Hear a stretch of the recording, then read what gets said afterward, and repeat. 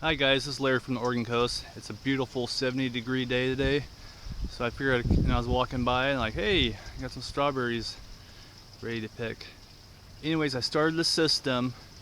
It's almost exactly 90 days, about 92, 93 days on that one. And so far this is my hydroponics setup. And everything's going pretty good.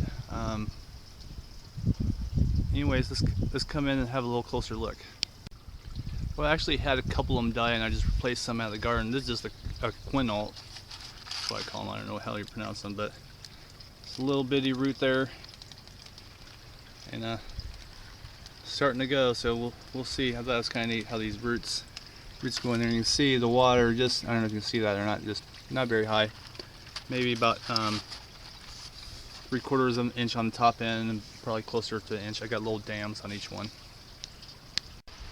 And one of the advantages to the system is that you don't have to bend over and dig around for strawberries, and boom, it's right there.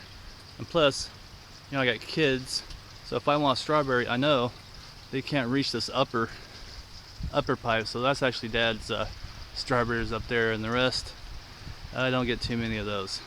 The boys get those. That's what I call a monster strawberry. 2 inches. So that's why I got these plants. They're Albanian, supposed to be the big ones. So this is my first one of the season off the hydroponics setup. One of the mistakes I made was I started this way too early. I started this around February, beginning of March, and I should have waited a little bit longer. But yeah, next year I will definitely wait probably till April at the earliest to get these going again. But they had a hard time. We had a really wet and cold spring going on. But so far everything's looking really good. It's starting to bounce back. Starting to get some good growth. And the only thing I've been using for the nutrients is Fox Farms Big Grow. And I just have 5 gallons of water, add a cup of that stuff, and it's pretty easy, good stuff. I actually emailed the company for some clarification on the instructions, and they actually emailed me right back, so they have excellent customer service. But this week I'm going to be switching over to the Fox Farms Tiger Bloom.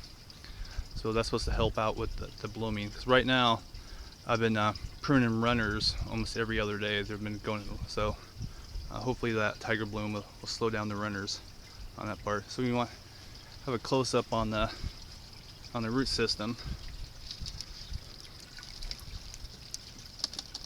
Pretty fresh, pretty good looking roots. I only have about 1 inch of water in the pipes, and the water right now, it's 7 degrees right now, but the water is pretty warm. So I'm wondering what's going to happen in the middle of summer, if this water is going to get too hot for these plants, or so I'm kind of curious to see if that's going to happen or not. Anyways, so far so good. No problems other than the wet and cold. I only had a bug issue there for a little bit, and I just basically cut the leaves, and that seemed to solve it. Having a little bit of burnt leaves just from being wet and hot. But other than that, that's probably been about the only. It's super easy. This whole system right here I built cost me $100, and I saw a system just like this on the internet without, minus 1 pipe, just 2 pipes, all built together for $600. I built this all myself for $100, and it's really easy. The other project I did at the same time, I got 2 5-gallon buckets. I got 12 strawberries in each one. This one right here is the Seascape. So I think I'm gonna start using Seascape more. They're doing much better than the TriStar on that one. So I think next year I'm definitely gonna go with the Seascape.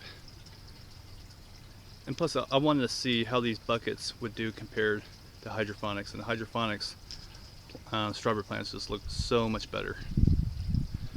Alright, well thanks guys, thanks for watching, have a good one, bye.